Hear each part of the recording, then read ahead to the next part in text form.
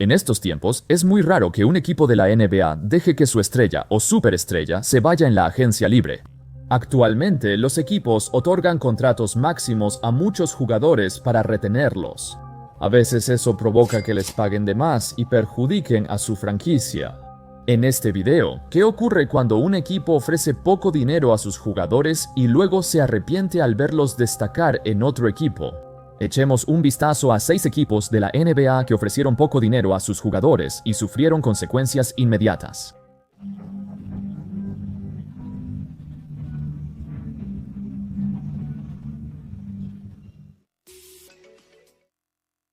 El Orlando Magic. En 1996, el periódico Orlando Sentinel realizó una encuesta preguntando a sus lectores si Shaquille O'Neal, la superestrella de la franquicia, valía $115 millones. Alrededor de 5,000 personas votaron y la gran mayoría de ellas dijo que no valía tanto. Sin embargo, esta fue una encuesta ridícula desde el principio porque en ese momento nadie tenía un contrato que se acercara a ese valor. En ese tiempo, un contrato de $115 millones en la NBA era inaudito. De hecho, podrías haber hecho la misma encuesta sobre Michael Jordan y la mayoría de los votantes aún habría dicho que no. El Orlando Sentinel creó su propio cebo noventero para provocar enojo. La encuesta llamó la atención nacional cuando Shaq se molestó con los resultados. El Orlando Sentinel era conocido por menospreciar a los Magic. Varios titulares negativos molestaron a los jugadores, no solo a Shaq. ¿Pero qué exactamente le ofrecieron los Orlando Magic? Bueno, los reportes sobre esto son algo dudosos. Hice investigación y descubrí que los Magic primero ofrecieron 4 años y 54 millones, una oferta patética. Otras fuentes dicen que ofrecieron 6 años y 95 millones, pero seguía siendo poco. En comparación, Alonzo Mourning y Juwan Howard firmaron contratos de 7 años por $105 millones cada uno. Shaq era un jugador muy superior a cualquiera de ellos, así que debería estar ganando más. Pero la encuesta del Orlando Sentinel no fue el motivo por el que el Magic le ofreció menos a Shaq. Es absurdo considerar una encuesta de periódico al tomar la decisión más importante de esta joven franquicia. Dudaron porque no estaban seguros de que Shaq fuera el futuro de este equipo. Aunque llevó al Magic a las finales el año anterior, fueron barridos por los Chicago Bulls y se cuestionó el compromiso y ética de trabajo de Shaq.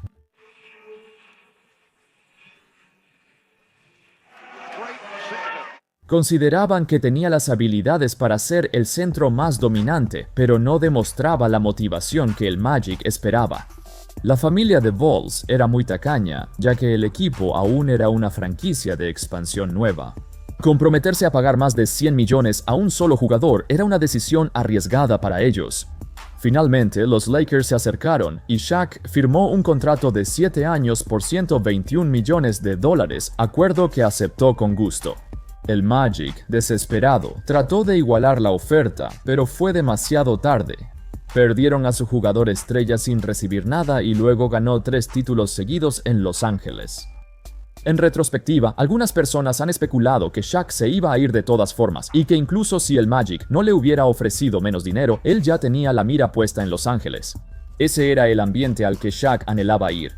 Parte de eso era porque sentía que Penny Hardaway le estaba quitando protagonismo en Orlando y el equipo quizás veía a Penny como el niño dorado de la franquicia, ya que le daban prioridad a él en lugar de a Shaq.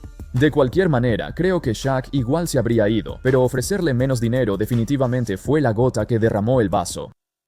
Los Minnesota Timberwolves, Chauncey Billups, conocido por sus muchos años como pieza clave de los Detroit Pistons. Se podría decir que fue su jugador más importante, pero tuvo un camino bastante difícil para llegar ahí. Siendo la tercera selección del draft de 1997, le tomó un tiempo descubrir cómo aprovechar mejor sus habilidades en el nivel de la NBA. Seleccionado por los Boston Celtics, literalmente fue intercambiado a mitad de su temporada de novato. Que eso le pase a un prospecto de 5 estrellas de su calibre es bastante raro.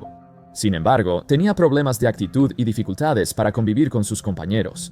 En ese entonces, cuando era joven, su ego era un poco demasiado grande y su carrera empezó de manera inestable. Pasemos a la temporada baja de 2002.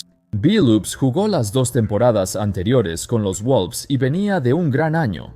Jugó los 82 partidos, mostró una mejora significativa en su tiro de 3 puntos y, sobre todo, maduró mucho. Toda su actitud cambió. En lugar de la idea preconcebida de que era egoísta, Billups dejó todo eso atrás. Como Timberwolf, tuvo mentores que lo apoyaron. Con el avance de la temporada, Billups, guiado por sus veteranos, se volvió un líder increíble. Su liderazgo y cualidades intangibles eran clave para un equipo que buscaba destacar en los playoffs. Sam Mitchell, ex entrenador en jefe y ex compañero de Billups en los Wolves, comentó: "Se decía que era egoísta, mal compañero y solo quería lanzar el balón. Ahora me hace muchas preguntas. Pensé, este no es el tipo del que oí hablar". Dijo que en Boston nadie intentó enseñarle la posición. Billups se desarrolló mucho en Minnesota y se convirtió en el base ideal junto a Kevin Garnett.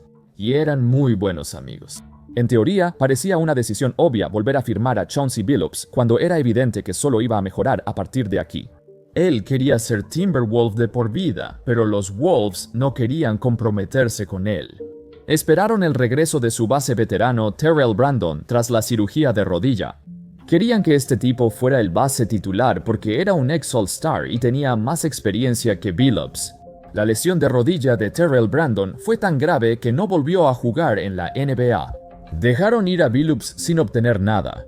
Este fue solo uno de los muchos errores que cometieron los Wolves en esa época turbulenta. Tras una gran temporada, Billups tenía más opciones. Los Pistons ofrecieron un contrato de 6 años y 34 millones. Excelente trato por un jugador que logró 6 finales de conferencia seguidas, 2 finales, un campeonato y un jugador más valioso de las finales. Este contrato fue uno de los acuerdos más importantes en la historia de la agencia libre de la NBA. Aún así, los Wolves no consideraron volver a firmarlo y ni siquiera le ofrecieron contrato. Sé que el video es sobre ofertas bajas, pero supongo que $0 también cuenta, ¿no? Los Phoenix Suns. Los Suns de 2004-2005 fueron un equipo icónico. Fue el primer año que Steve Nash llegó y transformó instantáneamente a la franquicia de ser un equipo de lotería de los más bajos a ser el mejor equipo de la temporada regular de la NBA, con el mejor récord de toda la liga. Si recuerdas, ese equipo tenía mucho talento. Contabas con un joven Amari Stoudemire, a Sean Marion en su mejor nivel y un Joe Johnson de 23 años tras una temporada increíble junto a Nash.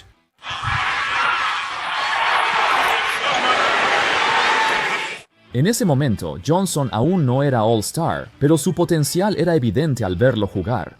Su contrato expiró y se volvió uno de los agentes libres más codiciados en la temporada baja de 2005. Fue entonces que iniciaron las negociaciones frenéticas. Inicialmente, Johnson quería quedarse en Phoenix y estaba dispuesto a aceptar un contrato favorable para el equipo si eso significaba darles una mejor oportunidad de ganar un título. Sin embargo, al conocer a Roberto Sarver, nuevo dueño desde 2004, Johnson no tuvo buena impresión. Él esperaba que Sarver estuviera dispuesto a ofrecerle un contrato de 6 años por alrededor de $50 millones. Eso es todo lo que pidió, o sea, es razonable. Yo diría que eso es una ganga para Joe Johnson, quien al final se convirtió en un All-Star perenne. Pero Sarver lo rechazó de inmediato. Por esa época, otros equipos estaban cortejando fuertemente a Johnson, uno de ellos, los Atlanta Hawks, quienes mejoraron la oferta diciéndole: "Serás la opción número 1 en este equipo". Johnson era agente libre restringido, por lo que los Suns podían igualar cualquier oferta para retenerlo. Pero como su relación con Sarver era muy negativa, le pidió que no igualara la oferta de los Hawks. Así que Sarver no lo hizo, y así terminó la era de Joe Johnson en Phoenix. Sarver no es de los que admiten sus errores, pero décadas después sí admitió su error, y dejar ir a Joe Johnson fue su mayor arrepentimiento. Me reprocho mucho por eso, porque estábamos en una posición en la que esa pieza probablemente nos habría ayudado a extender nuestras posibilidades de competir por más tiempo. Tenía razón, sin Johnson, los Suns tuvieron un camino mucho más difícil para ganar el título y al final no pudieron lograrlo. Los Detroit Pistons. Al igual que Billups, Ben Wallace tuvo dificultades para encontrar un equipo hasta su llegada a Detroit. Y cuando piensas en esta era del baloncesto de los Pistons, no hay nada más icónico que su característico afro y su extraordinaria dureza y coraje como un pívot de baja estatura. Él asumió la tarea insuperable que ni siquiera los mejores hombres grandes de la historia pudieron manejar. No hay duda de que él había sido una pieza integral de la franquicia durante tanto tiempo y casi estaba garantizado que sería un Piston de por vida. Él irradiaba ese tipo de energía, representaba todo lo que Detroit significaba. Tras la decepcionante derrota en los playoffs de 2006 y su entrada a la agencia libre, los Pistons tenían sentimientos encontrados sobre Wallace. Tan bueno como es en defensa, es igual de débil en la ofensiva. Tras varias negociaciones, el gerente general Joe Dumars ofreció a Wallace 4 años y 48 millones. Pensaba que los Pistones necesitaban espacio salarial extra para mejorar su plantilla. Ya eran un equipo muy fuerte defensivamente en cada posición, incluso sin Wallace. Pero lo que realmente necesitaban era otro creador de tiros, más ofensiva. Porque en playoffs, su poca creatividad ofensiva siempre los limitaba. Así que Dumars no valoró a Wallace tanto como debería, así que probó la agencia libre. Los Chicago Bulls le ofrecieron y él aceptó un contrato de 4 años y 60 millones de dólares. Por coincidencia, Pistons y Bulls jugaron en playoffs al año siguiente, en 2007, y los Pistons ganaron. Aunque volvieron a las finales de conferencia, la defensa de los Pistons fue destrozada como no se veía en años.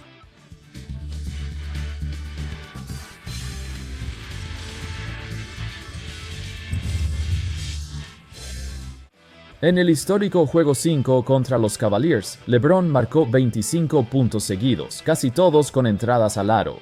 Sin Wallace defendiendo la pintura, había un hueco enorme en la defensa de los Pistons que era imposible de cubrir.